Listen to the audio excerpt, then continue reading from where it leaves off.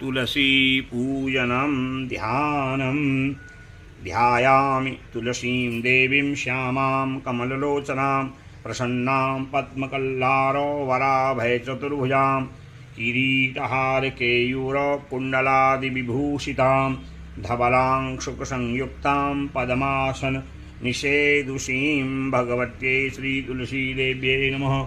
ध्यानं समर्पयामि। जवाक्षतैयावाहनम् आगच्छ वरदे देवी सर्वसम्पत्त्यप्रदायिनी पूजं ग्रहाणं देवेशी त्रैलोक्य नमोऽस्तु ते। भगवत्यै श्रीतुलसीदेव्यै नमः।